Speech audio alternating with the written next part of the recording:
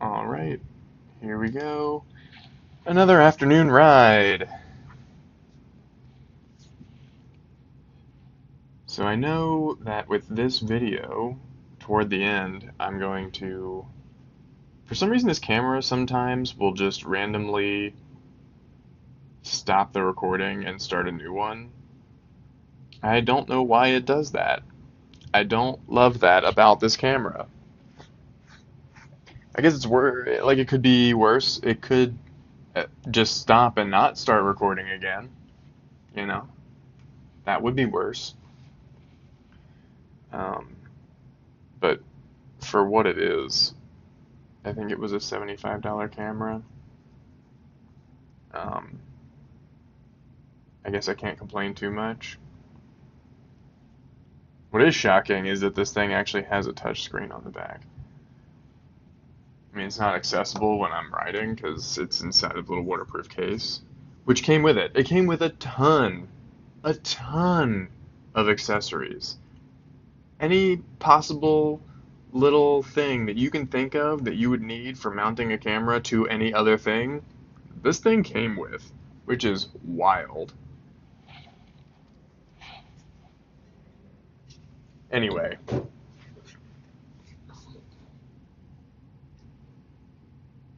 I still got the traffic cones over there. It's hard to tell if they ever had, like, that handrail is there. I know for a fact that that lady hit that handrail. Like, it was unwell. So maybe they've already replaced it? I don't know. Still has caution tape flapping in the wind on it, though, so who knows?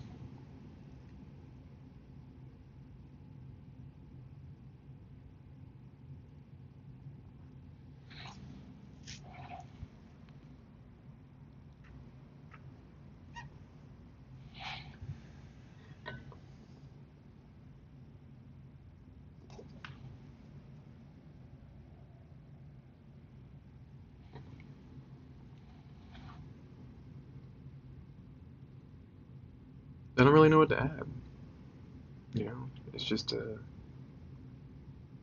nice day, the 24th.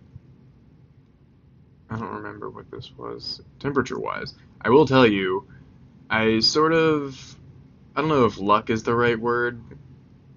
Even in 100-degree heat, I often would still prefer to ride my bike than, any other method of transit. But during the week of July or June 30th to July 3rd, whatever that week was, I was taking my dog to daycare every day. So I would have to load him up in the car because I do not have a cargo bike. And also, there is no safe way to get from my house to Baltimore Peninsula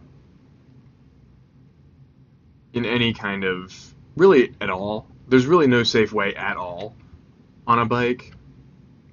Like if you are in Baltimore Peninsula, you are like on a little island that is actually kind of bike friendly. It's like they took this little chunk of land that is completely surrounded by major highways. And when I say major highways, I mean I-95 and 895. And it is, and they built up a little, quasi walkable neighborhood in it, which is not a bad thing per se. We need housing. That's important. And they did a whole bunch of retail, 5/1 sort of style buildings, which is great. And that's where my dog's daycare is in Baltimore Peninsula. And it's inside of one of those 5/1 buildings. There is a, it looks like the CFG headquarters is moving into that building as well. So maybe that building isn't actually apartments, but I know a lot of the buildings in this area, in this neighborhood, are apartment slash retail. Or maybe it is office space above, which if that's the case, that would explain why nobody lives there. Because there are apartments down there. 100% there are apartments down there. I know there's the Frank is one of the apartment buildings. I have no idea why it's called that. Um, but anyway, once you're in there, it's very walkable. It's very bikeable. There are bike lanes everywhere. It's great. But you can't get in and out safely, especially by yourself. I know that they had Bike Party there that terminated in Baltimore Peninsula a couple of months ago. And when you're with, 500 people or whatever, sure. I mean, you basically close down the road when you're with 500 people. But when you're leaving, you're presumably by yourself, or at least with maybe a couple of other friends that are heading back in the same direction as you, not 500 people, and it is dark. There might be, I mean, it's kind of an industrial area once you leave that neighborhood, because that's what Port Covington, which is what, that actually is that's what it is. It is an industrial area. It's the Port of Baltimore. It's where the cruise terminal is. So as soon as you leave that area, I don't even know if there are street lights down there. And so you're in the dark. Hopefully your bike has a headlight, and there is just a highway ramp. In all seriousness, I mean, you can get across, you can get onto Key Highway, which is still, you know, heavily trafficked by vehicles. It is called a highway after all. I mean, I would not, I'd probably call it a boulevard in fairness, but yeah. So you get onto Key Highway to get around to Fed Hill, Locust Point, Fed Hill, Riverside, etc. But then, at least for me, if I actually had a cargo bike, then I have to go all the way around the water. Now, I guess I could take the water taxi. That's a theoretical possibility. Um, but I digress. All of this is to say, during that week, I drove to work. It had been the first time I think that I had driven to work in like 3 years or something like that. So that was weird. I had to talk to the administrator of my office and let him know um, that I would be parking at the office and that I had a new car since the last time I had parked. In fact, so when I bought my e-bike was right after I sold. I had a Audi A4 that I had bought used, and it started doing what all VW Group vehicles do, which was having electrical issues. And because it's a luxury vehicle, it's so expensive to do anything. And I said, I'm going to make this CarMax's problem. So I sold the car, and I took the cash from that, some of the cash from that, and bought my e-bike. So since then, basically I haven't had a car, at least in my name. Me and my wife shared her Honda Civic until we had a baby. And we tried to make it work with the Civic, and it was the only issue, genuinely, is that we also have a 50-pound hound dog who's very leggy and takes up a bunch of space, and it was just extremely difficult to get two adults, a baby, and a 50-pound dog comfortably into the Civic. So we wound up giving away the Civic and buying a used uh, Subaru Outback. So I had to let my office know that I had an Outback now. He had no record in his records of any vehicle at all for me because it's been such a long time since I've driven to work. And so it feels a little bit sad that I've now kind of broken that streak, but c'est la vie.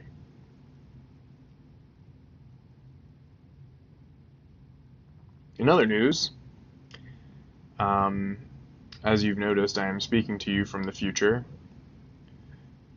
It is no longer June 24th, and this past weekend, my family has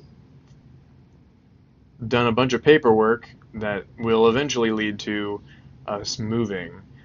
We're staying in the same neighborhood, but these videos will change a little bit, so that's fun. Hello, please don't kill me. Thank you. Man, that kind of just gave me anxiety rewatching the video.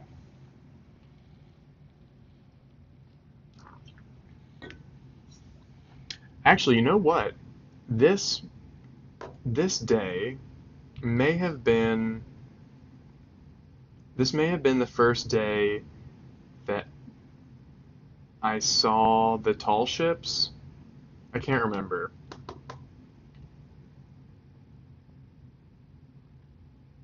I may have spoken about this in a previous video. Now I remember. I think I did. So never mind. But hey, tall ships in the Inner Harbor. It was really cool. I really wish that I could have spent more time engaging with the whole Sail 250 thing. It was like one of the only parts of this whole thing that I really would have enjoyed. The the jets flying over was kind of cool. But that did eventually get kind of old because they were doing rehearsals like the entire week prior to the actual event. So you have these Blue Angels flying, supersonic over the city over and over and over again for several days prior to the actual event. And then during the entire weekend, they were doing it over and over and over again. So that was kind of wild. But it gets old. It's very, very loud.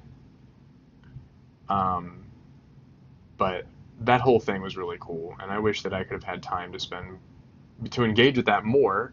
Um, but to my point a moment ago, we've been very busy trying to figure out where we were going to be moving to.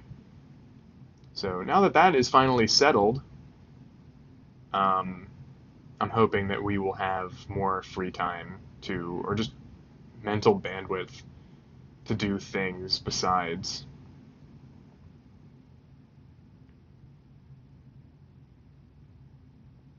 Of course, now we're going to have to move. So that's also a thing.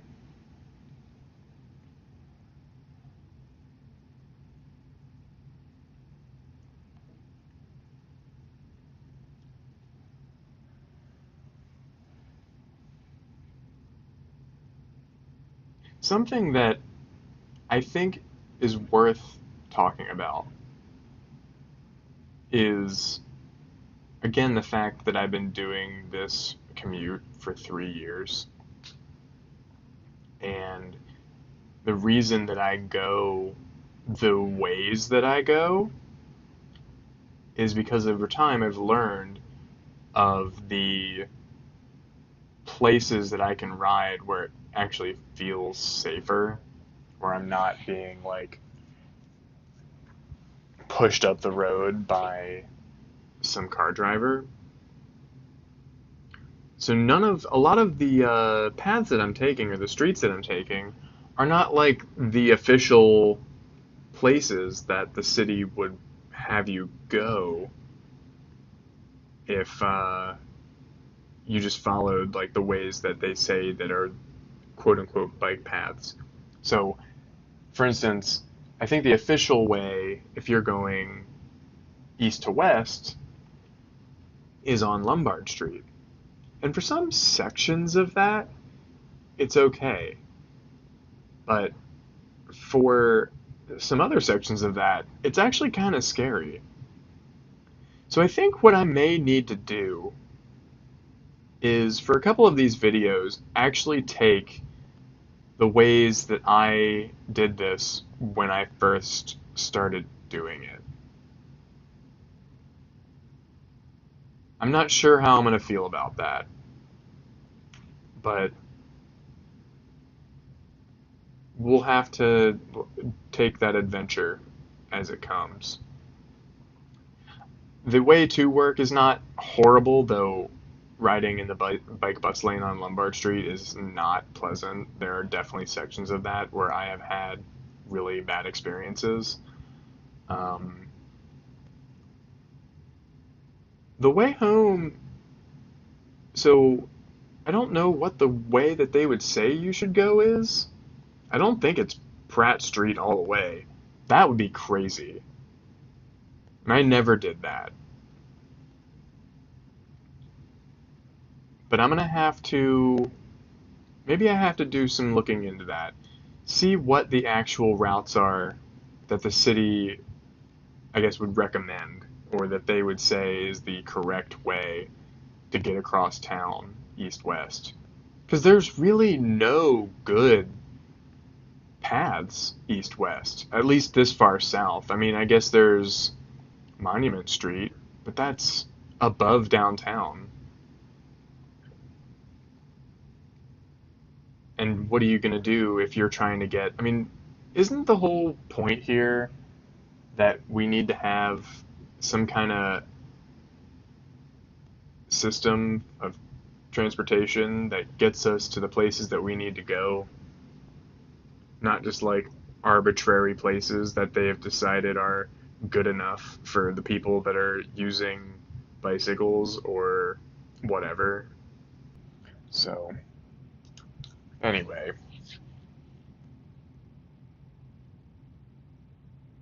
obviously today I'm riding on the sidewalk because the street was closed. And see, the thing is there are ways, obviously there are other streets that I can go on. But once you hit a detour in these sort of situations, it really just puts a complete wrench into the entire trip home. Because what am I going to do? Ride on Eastern Ave? No, that's insane. So when you have a detour for cars, then they can just go up to the next street because all of the streets are built for vehicles, for automobiles. They're not made for bikes. Most of the streets are not calm enough as a person who's using who's a vulnerable road user. They're not appropriate, not usable. But I digress. We are now in Patterson Park, here in the final stretch. You see the Ukrainian Orthodox Church in the corner there.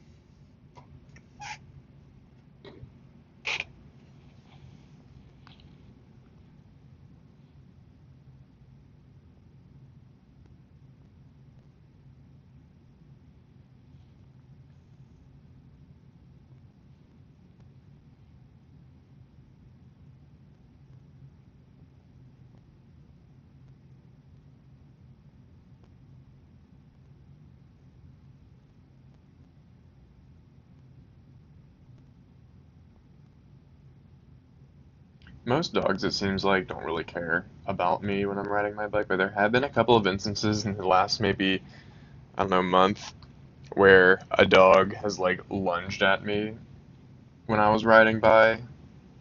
It's kind of scary. Not gonna lie. There was one this morning where the dog nearly took his owner out trying to get at me while I was getting onto the bike path outside of right off my house. Crazy.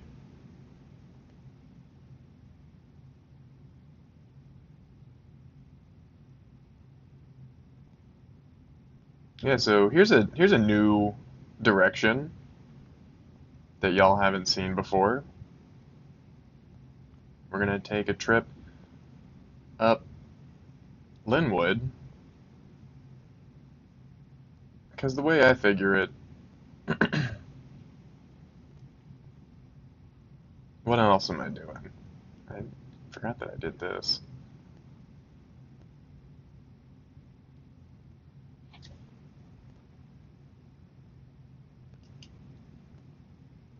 I'm not sure if y'all see the blip in the video.